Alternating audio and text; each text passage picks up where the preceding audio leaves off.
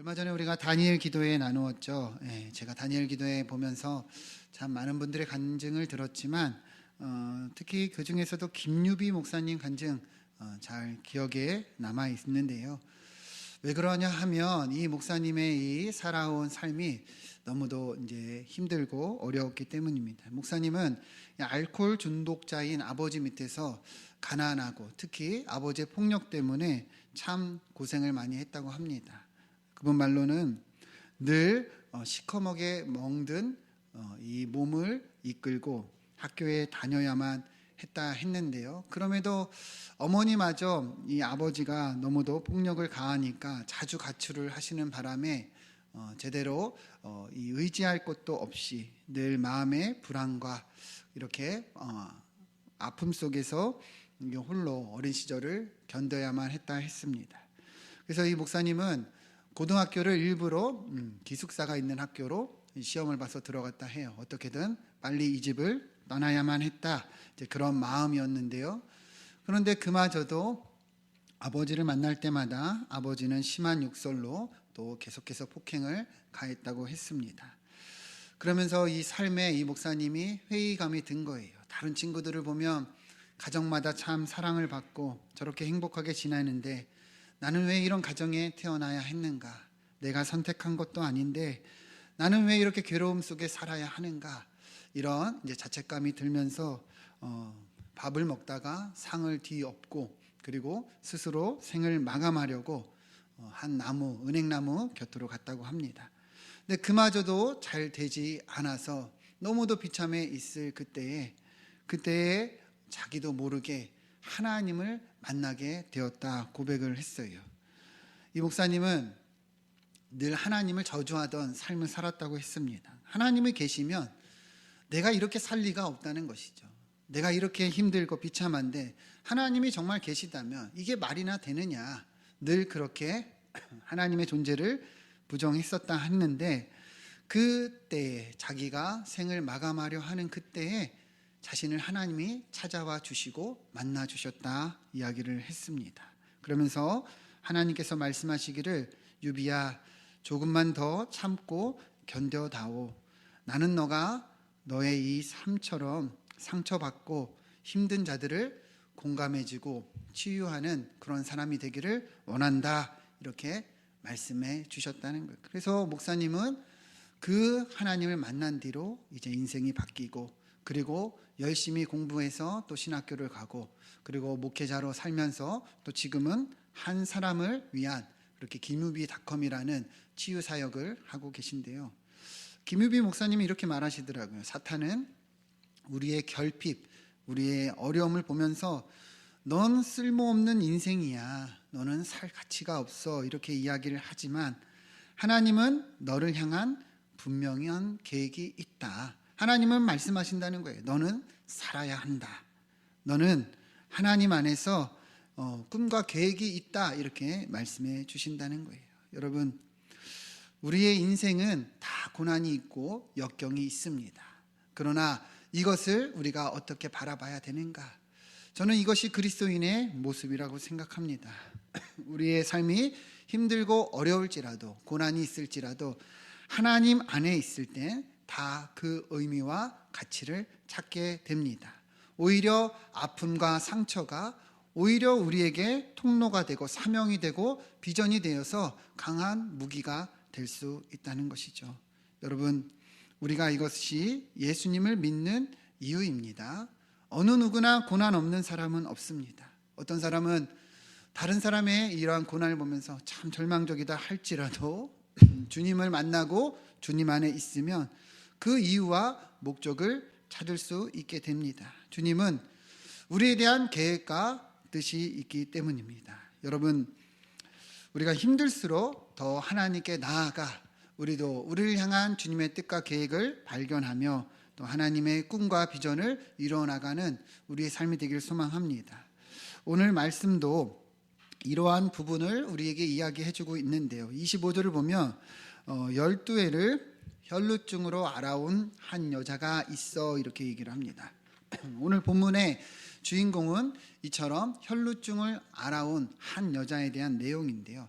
사실 우리가 본문을 읽었지만 원래는 예수님께서 바닷가에 오셨을 때 이 회당장 야이로라는 한 사람이 주님께 나와서 내 딸을 고쳐달라 이렇게 이야기를 했습니다. 자기 딸이 죽게 되었습니다. 주님, 우리 딸을 고쳐주세요. 이래서 주님이 이 집으로 향하고 있는 와중에 이러한 여자를 만나게 된 거예요.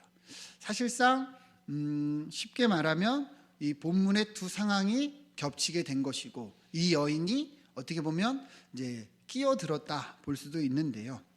25절을 다시 보시면 이 여인이 어떤 여인이냐, 12해를 혈루증으로 알아온 한 여인이다 이렇게 얘기합니다. 여러분, 혈루증이 뭔지 아십니까? 혈루증, 이름에서 알 수 있지만 이 혈루증은 피혈자의 셀루, 그래서 피가 새는 그런 병입니다. 그래서 구약 성경에서는 이 병을 유출병이라고 했습니다. 몸에서 피가 유출되고 있다는 것이죠. 이 여인이 그런 병에 걸려 있다는 거예요. 그런데 여러분 한번 생각을 해보세요. 몸에서 피가 흐르는 병, 몸에서 피가 계속 난다고 생각하면 얼마나 이 삶이 괴로웠을까요? 지금 시대야 위생시설이 잘 돼 있죠. 어딜 가나 화장실이 있고 또 수도시설이 있지만 당시에는 그렇지가 않았잖아요. 그러면 이 피가 흐른다면, 피가 계속 난다면 이것을 씻을 수가 어렵고 또 이것 때문에 고난을 많이 겪을 수밖에 없었을 거예요. 지금처럼 뭐 휴지나 물티슈가 있는 것도 아니잖아요. 그럼 늘 천 같은 것을 준비해서 그것을 닦아야만 했을 것인데, 그러면 그 천은 또 피에 물들 수밖에 없었을 것이죠. 그러니까 이 흐르는 피를 어떻게 감당을 했겠습니까? 그러니까 참 힘들 수밖에 없는 인생이었죠. 그런데 이 병에 지금 몇 년 동안 걸려 있다고 얘기합니까? 12해를 알아왔다는 거예요. 12해. 여러분, 말이 12해지 12년은 이 병의 고통을 받았다면 이 여인의 삶이 얼마나 고난 가운데 있었을지 우리가 짐작할 수 있는 거예요. 얼마나 오랜 이 시간을 이처럼 아파해 왔는가 우리가 알 수 있는 것이죠. 그런데 그 다음 내용을 보면 이런 이 여인의 삶이 나와 있는데요. 26절 보면 같이 한번 읽어보겠습니다. 시작. 많은 의사에게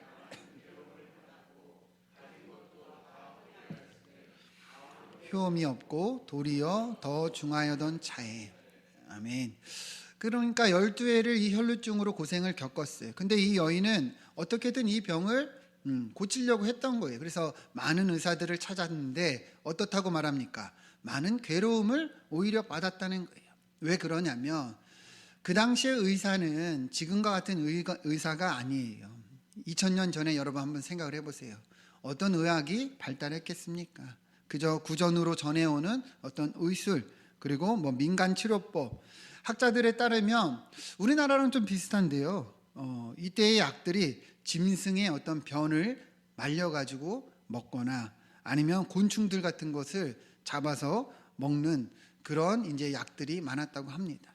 그러니까 이 여인은 나으려고 그런 것들을 먹고 했다는 거예요. 그러니까 괴로움을 계속 당한 거죠. 그런데도 어떻습니까? 가진 것을 다 허비할 정도로 노력했지만 아무런 효험이 없었다는 거예요. 도리어 어떻습니까? 이 병은 중하여던 차에, 그러니까 더 아파져만 갔다는 것이죠. 한번 생각을 해보세요. 안 그래도 힘든데 가진 것도 다 쓸 정도로 열심히 나으려고 했지만 낫기는커녕 더더더 이 아파져 가고 있는 상태다. 얼마나 괴로웠겠냐는 것이죠. 그래서 원문에 보면 이 상태를 채찍에 맞는 것처럼 표현이 되어 있어요. 마치 채찍이 계속 가해지는 것처럼 이 고통이 이 여인의 삶에 계속 가해지고 있는 그런 상태와 같았다는 것이죠. 그런데 이 병의 괴로움은 이게 다가 아니에요.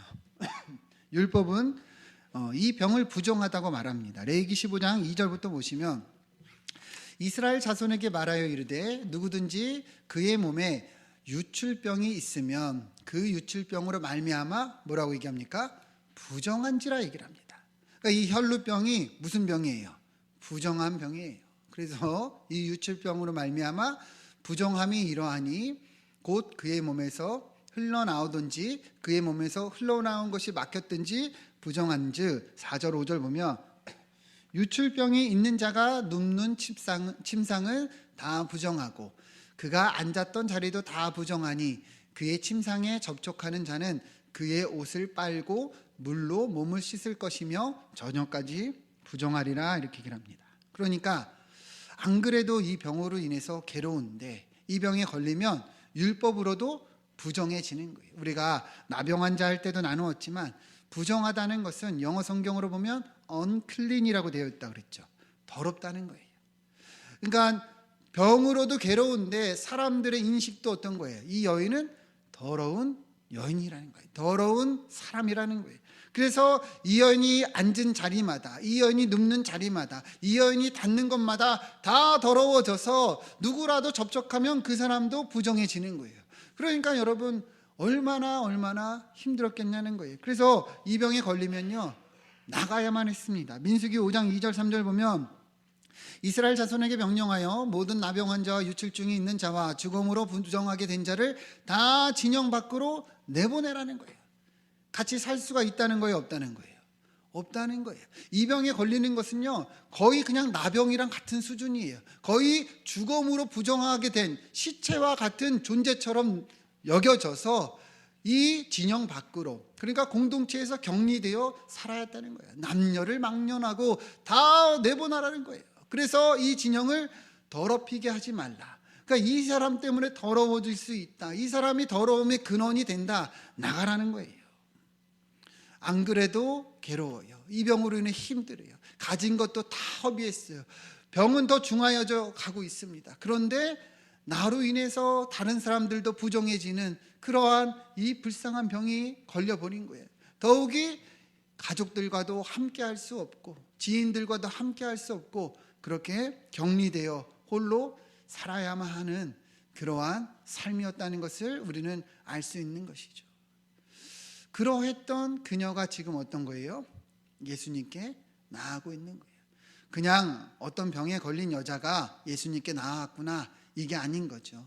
우리가 본문을 이해하면 이해할수록 어떻습니까? 삶의 희망이 전혀 없는, 삶이 너무도 괴롭고 괴로운, 정말 안타까운 그 인생을 살고 있는 한 여인이 나왔다는 것을 우리는 이해할 수가 있는 겁니다. 여러분, 그러면 한번 제가 질문을 한번 해볼게요. 왜 이 여인은 이렇게 처절하게 살아야만 했을까요? 왜 이 여인은 이러한 고난을 겪어야만 했을까? 뭘 잘못해서, 무엇이 문제가 돼서 여러분 이렇게 비참한 그리고 힘든 인생을 살아야만 했을까요? 여러분 왜 그렇다고 생각하십니까? 저는 이제 말씀을 준비하면서 연구하면 할수록 이 여인의 이 안타까운 삶이 마음에 와닿더라고요. 그래서 더 궁금해졌어요. 왜 이렇게 살아야만 했는가? 그래서 많은 책들을 찾아보고 특히 주석들을 보면서 그 이유를 찾고자 애를 썼습니다. 근데 어느 학자도 어떤 논문도 이 여인이 왜 이러한 고난을 겪어야만 했는지에 대해서는 언급된 것이 없어요. 사실 오늘 본문은 마가복음뿐 아니라 마태나 누가복음에서 동일하게 기록을 하고 있습니다. 그래서 교차하면서 봤습니다. 왜 이 여인이 이런 병에 걸려야만 했는가? 왜 이 여인은 이렇게 아픔 속에 살아야만 했는가? 그러나 아무리 읽어도 성경은 그 이유에 대해서 말하고 있지 않더라고요. 그런데 제가 이 답답한 마음으로 말씀을 읽고 또 찾으려고 읽어가면 읽어갈수록 한 가지가 저에게 다가오는 것이 있었습니다. 그것이 무엇이냐? 이 여인이 그렇게 비참하고 처절한 삶을 살고 있었지만 그러나 그것으로 인해서 주님을 찾게 되었다는 거예요. 너무도 안타까운 인생이죠. 너무도 처절한 인생이죠. 그런데 그것으로 인해서 예수님께 나아오고 있었다는 거예요. 27절부터 보시죠. 그가 예수의 소문을 듣고 무리 가운데 끼어 뒤로 와서 그의 옷에 손을 대었다 얘기를 합니다. 여러분, 이 여인이 뭘 들었다는 거예요? 예수님에 대한 소문을 들었다는 거예요. 어떤 소문이었을까요? 예수라는 사람이 있다. 예수라는 선생이 있다. 근데 그 사람이 어떤 병이든지 다 낫게 하시더라. 그 사람이 나병도 낫게 하시고 그 사람이 폭풍도 잠잠케 하시면서 그분에게는 능치 못함이 없다. 이런 소문이 이제 퍼져갔을 것이고 이 여인이 그 소문을 듣게 된 것이죠. 그래서 예수님 앞에 나온 거예요. 여러분, 만약에요 이 여인이 이런 중한 병에 걸리지 않았다면, 자기의 삶이 이렇게 처절하지 않았다면, 여러분, 예수님이 어떤 분이신들, 예수님이 어떤 병을 낫게 하신들 이 여인이 그거에 귀를 기울였겠습니까? 아니죠. 자기와는 상관없는 소문이에요. 나는 지금 잘 먹고 잘 살고 있는데 그분이 뭘 한들 무슨 의미가 있겠습니까? 그러나 자신의 처지가 너무도 비참하고 아무런 소망이 없으니 그 예수님이라는 소문에 어떤 거예요? 마음이 동한 거예요. 그래서 예수님께 나아갈 수 있었다는 것이죠. 그래서 28절부터 보면 이 예수님의 옷에 손을 대면서 뭘 말합니까? 내가 그의 옷에 손을 대어도 구원을 받으리라 생각함일라. 이에 그의 혈루 근원이 곧 마름에 병이 나은 줄을 몸에 깨달으니라. 이렇게 말하고 있습니다. 그러니까 이 여인이 예수님께 나아가 그 소문을 듣고 나아가 예수님의 옷에 딱 붙잡았습니다. 본문에는 옷에 손을 댄 것이다 이렇게 얘기를 하지만 원문으로 보면요 꽉 붙잡았다는 뜻이에요. 그녀의 마음이 얼마나 간절했는지 꽉 붙잡은 거예요. 왜요? 그 여인의 마음에 내가 이 예수님의 옷에 손만 대어도 내가 구원을 받을 수 있을 것이라는 그런 믿음이 있었기 때문이에요. 여러분, 믿음은 어디서 납니까? 들음에서 나죠. 그죠? 이 여인도 몰랐을 거예요. 근데 예수님이라는 소문을 들었는데 자기도 모르게 이러한 믿음이 생겨난 거예요. 그러니까 예수님의 옷자락을 뒤로 가서 꽉 붙잡고 놨다는 것이죠. 그래서 어떻게 된 거예요? 29절 보면 그의 혈루 근원이 말랐다는 거예요. 그가 어떻게 됐어요? 이 병에서 나았다는 것이죠. 여러분 믿으십니까? 여러분, 그래서 이 여인이 낫게 된 것을 말씀하고 있는 거예요. 이 여인이 얼마나 힘든 삶을 살았습니까? 이 여인이 얼마나 처절한 삶을 살았습니까? 그러나 중요한 것은 본문은 뭘 얘기하고 있어요? 그 병으로 인해서 예수님께 이 여인이 나와서 고침을 받게 되었다는 것을 분명하게 말하고 있다는 것이죠. 예수님은 자기에게 일어난 일을 아셨어요. 그래서 이 여인을 찾으십니다. 30절 보시면 예수께서 그 능력이 자기에서 나간 것을 스스로 아시고 무리 가운데 돌이켜 말씀하시되 누가 내 옷에 손을 대었느냐 하시니, 그러니까 예수님이 지금 이러한 능력이 나간 것을 아셨어요. 이러한 일이 일어난 것을 아셨어요. 그래서 찾는 거예요. 누가 내 옷에 손을 대었느냐, 누가 내 옷을 잡았느냐, 이렇게 얘기를 합니다. 그러니까 제자들은 뭐라 그래요? 이렇게 많은 무리가 있는데 누가 손댔는지 어떻게 알아요? 이렇게 얘기를 한단 말이죠. 그러나 예수님은요 그런 의미가 아닌 거예요. 이 여인을 지금 찾고자 하는 것이죠. 왜 그럴까요? 이 여인의 행동에 주목하고 이 여인을 회복시켜 주고 싶으셨던 거예요. 그래서 32절 보면 예수님이 이 일을 행한 여자를 보려고 둘러보셨다. 그러니까 찾은 거예요. 그랬더니 여자가 어떤 거예요? 예수님이 나를 찾으신다는 것을 안 거죠. 그죠? 그래서 두려운 마음으로 주님 앞에 엎드려서 모든 사실을 다 말합니다. 모든 사실이 뭘까요? 자기에게 있었던 일들이겠죠. 제가 어떻게 살아왔는지, 제가 어떤 병에 걸렸는지, 그래서 지금 어떻게 이 자리에 나와서 당신의 옷을 꽉 붙잡았는지 다 말했을 겁니다. 그죠? 그래서 지금 낫게 되었다. 그래서 지금 제가 이렇게 고침을 받았습니다. 이렇게 고백을 했을 거예요. 34절 보면 예수님이 뭐라고 얘기합니까? 우리 같이 한번 읽어보시죠. 시작. 예수께서 이르시되 딸아 내 믿음이 너를 구원하였으니 평안히 가라. 내 병에서 놓여 건강할지어다. 아멘. 예수님 뭐라고 그러십니까? 이 여인의 모든 상황을 다 알고 계시지만 또 들으시면서 이 여인을 지금 위로하고 축복하고 그리고 회복시켜주고 있어요. 딸아, 그래, 너 그 믿음이 너를 구원했다. 여러분, 이 말의 의미가 뭡니까? 단순히 병만 나음을 입은 것이 아니라 이제 이 여인이 예수님을 알고 믿어서 구원에 이르는 역사까지 일어났다는 거예요. 여러분, 예수님 뭐라 그래요? 평안히 가라. 내 병에서 놓여 건강할지어다. 여러분, 이것이 예수님의 마음인 줄 믿습니다. 우리 주님은 우리 고난을 모르시는 것이 아니에요. 우리 고난에 아시고 이렇게 회복시키길 원하신다는 것이죠. 그래서 이 여인의 육신뿐 아니라 영혼까지도 구원해 주셨다는 것을 본문은 말씀하고 있습니다. 사랑하는 여러분, 오늘 말씀이 우리에게 주는 그 메시지가 이거예요. 여러분, 우리는 왜 이 여인이 이러한 아픔을 겪어야 했는지 그 이유를 찾을 수가 없었어요. 성경도 말하고 있지 않습니다. 그러나 중요한 것은 무엇이에요? 이 여인이 이처럼 처절한 고난 가운데 있었지만 예수님께 나아가 구원을 받았다는 겁니다. 고난 가운데 살았지만 예수님께 나아가 나음을 입고 구원받았다는 거예요. 비록 이 고난의 이유는 우리가 알지 못해요. 그러나 이 고난을 가지고 예수님께 나아가니 어떤 일이 일어났는지는 우리가 분명히 보고 있다는 것이죠. 여러분, 이것이 우리가 오늘 붙잡아야 되는 것입니다. 우리의 삶도 똑같은 거예요. 여러분, 우리의 삶에 고난 없는 사람은 없습니다. 근데 이 고난의 이유를 찾기는 어려워요.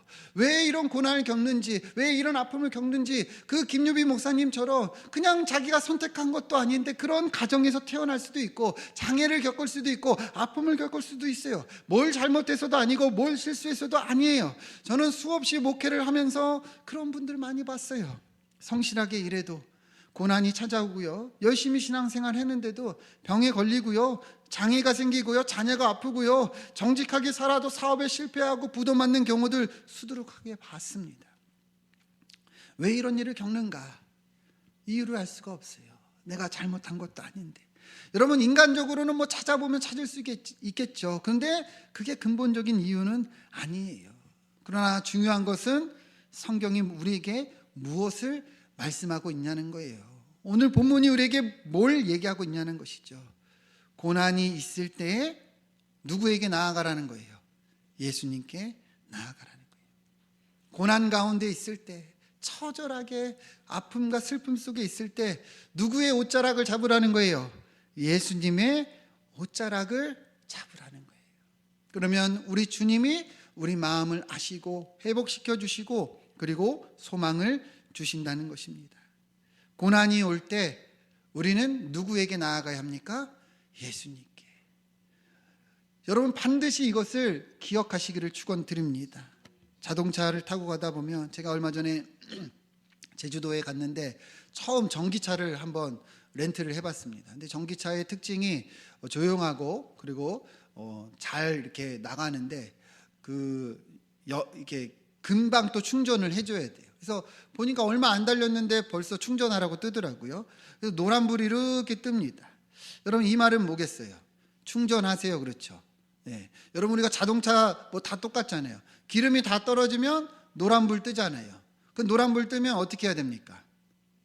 기름을 넣어야죠, 그렇죠? 기름 안 넣으면 어떻게 됩니까? 서게 돼 있어요, 그렇죠? 여러분들의 삶에 고난이 왔다는 것은 어떤 의미예요? 노란불 뜬 거예요. 누구에게 가야 됩니까? 우리 주님께 가야 된다는 거예요. 우리 주님께 가지 않고 여러분들이 이것을 깨닫지 못하고 이 표시를 무시하면 결국에는 서게 되어 있습니다. 이유와 그런 원인을 찾으려고 하지 마시고 하나님께 나아가서 여러분들의 아픔, 상처, 그리고 고민과 걱정을 내어 놓으라는 거예요. 우리가 폭풍을 잠잠케 하시는 예수님을 보면서도 나누었던 것이 무엇입니까? 주님과 함께 탔던 그 배에도 정말 역대급 폭풍이 올 수 있다는 거예요. 주님 말씀대로 나아갔지만 고난과 역경이 올 수 있다는 거예요. 그러나 이 제자들이 그때 누구에게 나아갔어요? 예수님께 나아갔잖아요. 그래서 예수님께서 이 폭풍을 잠잠케 하시면서 주님이 누구이신지를 분명하게 보여주셨죠. 고난이 올 때 우리가 그것을 가지고 예수님께 나아갈 때 우리는 주님의 뜻과 계획을 알게 된다는 거예요. 중요한 것은 무엇입니까? 그 배에 누가 함께하고 계셨어요? 예수님이 함께하고 계셨다는 거예요. 우리가 고난 가운데 살지만 누가 우리 가운데 함께 하십니까? 예수님이 함께하고 계시다는 거예요. 근데 어디를 우리가 보고 있냐는 거예요. 어디에서 이유를 찾으려고 하고 무엇을 원망하고 그렇게 우리가 살아가고 있냐는 것이죠. 고난이 온다는 거, 내가 어려움이 오고 고민이 있고 역경이 오고 힘들 때가 있다는 거, 그때가 노란불 뜬 거예요. 주님이 나를 부르고 계신다는 것이죠. 그럼 어떻게 될까요? 예배의 자리, 기도의 자리로 나아가야 된다는 것이죠. 노란불은 계속 뜨는데 충전하러 가지 않고 기름 넣으러 가지 않으면 결국에 서는 거예요. 노란불이 떴다면, 고난이 온다면 우리는 더더욱 주님 앞에 나아가서 우리가 주님께 아뢰일 때 이 고난과 역경은 주님이 일하시는 통로가 되고 그리고 소망이 될 수 있다는 것이죠. 그래서 욥은 이렇게 얘기했습니다. 욥기서 23장 10절 말씀 같이 한번 읽어보겠습니다. 시작. 그러나 내가 가는 길을 그가 아시나니 그가 나를 단련하신 후에는 순금같이 되어 나오리라. 아멘. 우리 욥을 잘 알고 계시죠? 욥은 하루아침에 다 쫄딱 망했어요. 그 많은 것을 가지고 있었지만 다 날려버리고 이 자식들을 잃어버리고 심지어 비참한 병에 걸려서 아내에게조차 저주를 받는 그런 불쌍한 인생이 됐습니다. 친구들조차도 그런 욥을 비난했죠. 네가 죄를 지었으니까 그런 일이 일어난 거지. 그러나 욥은 그것을 참으면서 뭐라고 얘기를 하는 거예요? 나의 가는 길을 누가 아신다는 거예요? 우리 주님이 아신다는 거예요. 그러니까 내가 가는 길 가운데는 고난도 있을 수 있다. 역경도 있을 수 있다. 주신 분도 여호와시니 찾으시는 분도 여호와이시다. 내가 주님의 이름을 찬양하리다 이렇게 고백합니다. 중요한 것은 무엇입니까? 우리의 길은 다 하나님의 뜻과 계획 속에 있다는 거예요. 비록 역경이 있어도 주님이 연단하신 후에 내가 모처럼 나온다고 얘기합니까? 순금같이 나온다는 거예요. 우리 주님은 우리의 삶에 연단을 위해서 고난도 주시고 역경도 주신다는 거예요. 폭풍도 만나게 하신다는 거예요. 그러나 그때에 하나님이 누구이신지를 알게 하시고 우리의 믿음을 더욱더 단련하시고 공고하게 하신다는 것이죠. 그래서 사도 바울도 이렇게 고백했습니다. 로마서 5장 3절 4절 같이 한번 읽어보겠습니다. 시작. 다만 이뿐 아니라 환난 중에도 즐거워하나니 이는 환난은 인내를, 인내는 연단은, 연단은 소망을 이루는 줄 알미로다. 아멘. 바울은요 분명하게 얘기했어요. 여기서 우리는 누구예요? 우리 그리스도인들이죠. 예수님을 믿는 우리들이죠. 여러분과 저예요. 우리는요 어떤 사람들이냐? 환난 중에도 즐거워할 수 있는 사람들이라는 거예요. 왜요? 이 환난을 환난으로만 보지 않기 때문이죠. 이 환난 뒤에 있는 하나님의 뜻과 계획을 우리는 본다는 거예요. 그래서 환난이 있으나 우리가 이것을 인내함으로 연단이 됨으로 그래서 소망을 이루어 간다는 것을 우리는 알기 때문에 환난이 올 때 오히려 즐거워할 수 있다는 것입니다. 여러분 이것이 그리스도인의 삶인 줄 믿습니다. 고난을 바라보는 우리의 자세인 줄 믿습니다. 고난이 올 때 여러분 어떻게 해야 되는 거예요? 하나님께 나아가야 되는 거예요. 고난을 그냥 다 짊어지고 왜 이렇게 힘듭니까? 왜 이렇게 어렵습니까? 그냥 불평과 불만 가운데 그렇게 살면 안 되고 하나님 앞에 내어놓고 주님의 뜻을 구하고 주님의 도움을 구할 때 이것이 우리로 단련하고 연단하여 소망을 이루게 하신다는 거예요. 왜 혈루증 여인이 그러한 고난을 당했는지 우리는 알지 못해요. 그러나 주님께 나아갔을 때 이 정말 처절했던 아픔이 오히려 주님을 만나는 축복의 통로로 변했다는 것을 우리는 분명히 볼 수가 있는 것이죠. 여러분 어떤 고난이 있습니까? 어떤 상처가 있습니까? 여러분들의 삶을 힘들게 하는 무언가가 어떤 것이 있습니까? 그것을 붙잡고 하나님께 나아가시기를 축원드립니다. 주님이 그것을 여러분들의 축복의 통로로 바꾸어 주시고 그것을 통해서 오히려 더 연단하셔서 순금과 같이 되게 하실 것을 우리는 분명하게 믿습니다. 같이 한번 기도하겠습니다.